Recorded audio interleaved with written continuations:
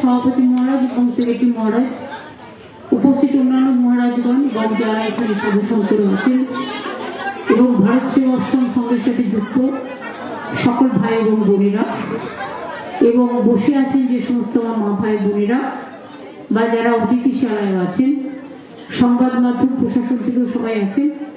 আমার সাথে মনোজ পন্থ, নন্দিনী চক্রবর্তী, মিনা এই জেলার ডিএম কোটেশ্বর থেকে শুরু করে সকলেই আছেন। আমার এখানে সুপ্রতিম থেকে শুরু করে আকাশ মেঘারিয়া থেকে শুরু করে আরো অনেকেই আছেন, সব সেক্রেটারি আছে, জয়দেবও আছে, বাপি হালদারও আছে, আমি বঙ্কিমদাও আছে।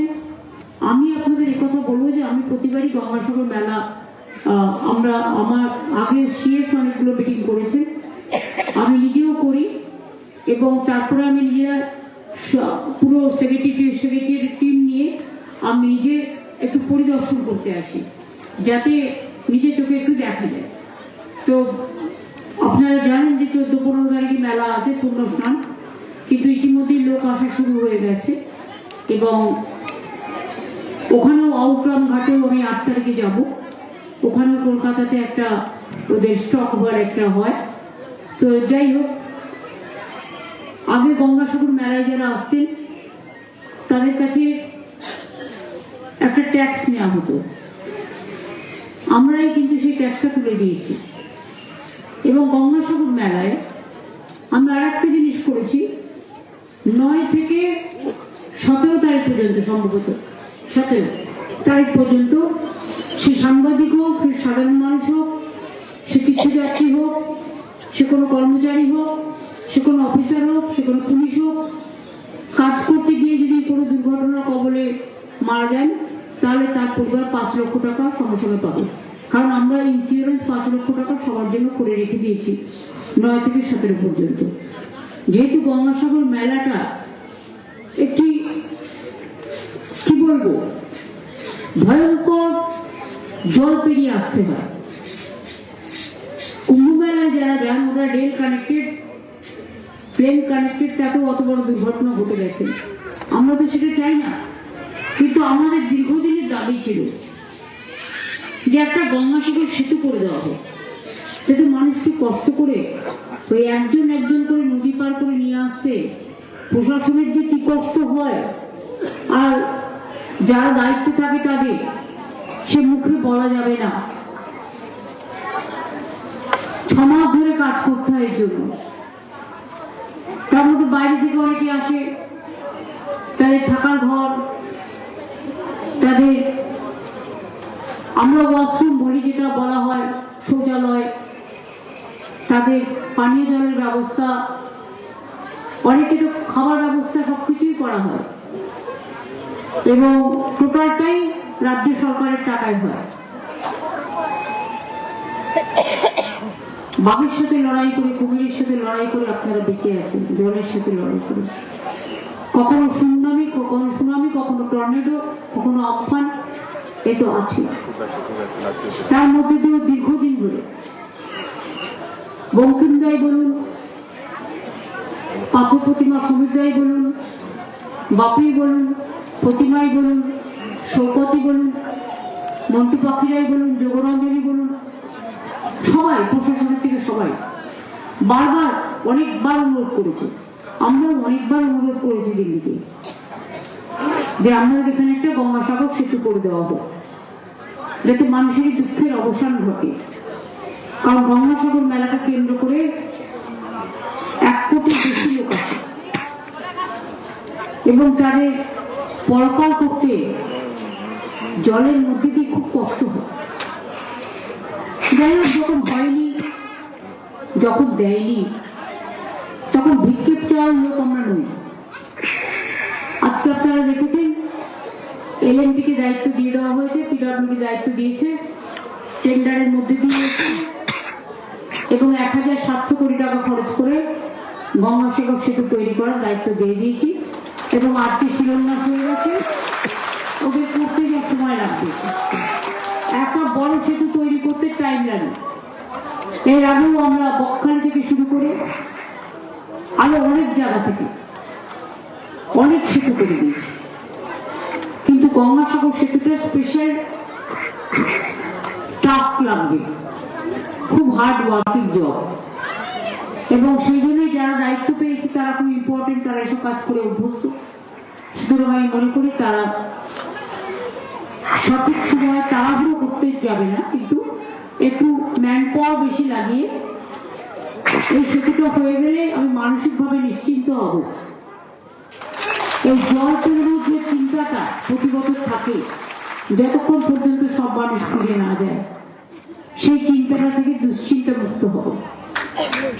কাজে কাজটা আজকে যে শুরু করা হলো, এটার জন্য আমি সাগরের মানুষকে, বাংলার মানুষকে এবং সমস্ত তীর্থযাত্রীদের সকলকে আমার অনেক অভিনন্দন জানাই। বলছিলেন কেন্দ্রীয় সরকারকে বলতে জাতীয় মেলা ঘোষণার কথা, শুনুন আমি বারবার বলতে পারি না। আমরা অনেকবার বলেছি, যখন কান দেয়নি, 1 পয়সাও দেয়, এখানে কুম্ভ মেলায় কয়েক হাজার কোটি টাকা খরচ করে, গঙ্গাসাগরে 1 পয়সাও দেয়। যারা দেয় না তাদের কাছে আমি ভিক্ষে চাই না। এমনিতেই গঙ্গাসাগর মেলা জনতার আদালতে, জনমনে, গণজনে, এটা আন্তর্জাতিক বিশ্ব মেলা, এটা লিখতেই পারে। এটা জনগণের রায় বলছে, গণ আদালত বলছে। এর থেকে বড় আদালতের কোন স্ট্যাম্প প্যাড আমাদের দরকার নেই। আমার খারাপ লাগছে শুনি যে ভারত সেবাশ্রম সঙ্গে মহারাজের নাম কেটে দিয়েছে। তার মানে বুঝতে পারছে, নাম কাটতে কাটতে কোথায় চলে গেছে। একদিন সবার নাম কাটতে কাটতে নিজেদের নামও কেটে দেবে, আর না কেটে দিলে মানুষকে কেটে দেবে। যে অবস্থা, যেভাবে মানুষকে অসহায়, মানুষের উপর নিপীড়ন চলছে, আমি সরি। আমি ভারত সঙ্গে আজকে না, দিলীপ মহারাজকে দীর্ঘদিন ধরেছিলাম। আমি যখন দক্ষিণ কলকাতার সাংসদ ছিলাম, যখনই আমি দেখেছি কোনো বন্যার মতো অবস্থা হয়েছে বা জলে রাস্তায় 1 কোমর জল, রাস্তায় রামকৃষ্ণ মিশন পড়াই ভালো, কিন্তু সেবার কাজটা ভারত সেবাশ্রম করে না। আমি দেখেছি ওরা রিক্সার মধ্যে বড় বড় গামলা নিয়ে খিচুড়ি তরকারি তৈরি করে লোককে দিত, এবং তখন থেকেই ওদের সাথে একটা সংযোগ আমার তৈরি হয়। এবং দিলীপ মহারাজ নিজে অসুস্থ আছেন, কিন্তু তা সত্ত্বেও তিনি আমাদের প্রত্যেকটা প্রোগ্রামে আসেন, আমি তাকেও আমার প্রণাম জানাই। এবং যেটা দিয়ে শুরু করলেন মহারাজ, ভেতরে যখন মন্ত্র করছিলেন, একটা লাইন আমার মনে রেখেছে, ওম অখণ্ড মণ্ডলাকারং ব্যক্তি যেন চরাচরং তৎপদং যেন তস্মৈ শ্রী গুরুবে নমঃ। আমি গুরুদেবকে প্রণাম জানিয়ে, পরমানন্দজিকে, আপনাদের সকলকে আমার প্রণাম জানিয়ে, নমস্কার জানিয়ে, আপনারা আমাকে যে মুড়িটা দেন, এটা আমাকে কামারপুকুর রামকৃষ্ণ মিশনে দেয়। ভাজা মুড়ি ঘরে, আমি অন্য কিছু না নিলেও ভাজা মুড়িটা আমি নিই। তার কারণ হচ্ছে মুড়িটা আমি বরাবরই খেতে ভালোবাসি, যদি এখন একটু কমিয়েছি, কিন্তু তা সত্ত্বেও খাই। আর আমার সাথে লতা এসছে, ওইদিকে লুকি দাঁড়িয়েছে, এটা অভিষেকের মা। তো রেগুলার মুড়ি খাচ্ছিল। আমি বলছি মুড়ি খাওয়াটা কম, কিন্তু শোনে না।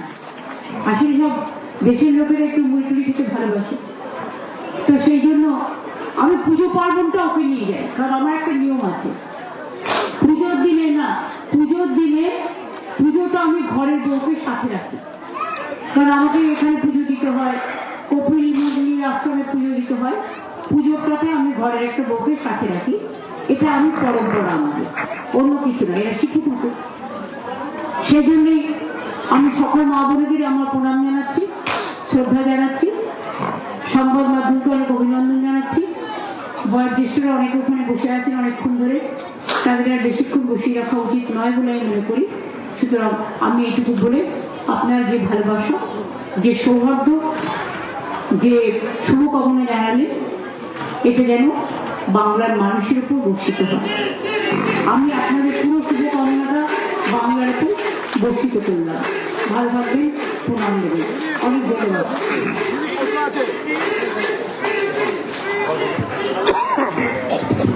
হ্যালো দিদি, সামনে বছর আসছেন, আমরা তো থাকবো দিদিকে অভ্যর্থনা দিতে এখানে। দিদি একটা প্রশ্ন আছে দিদি, সবাই বলুন গুরুজি ভগবান কি।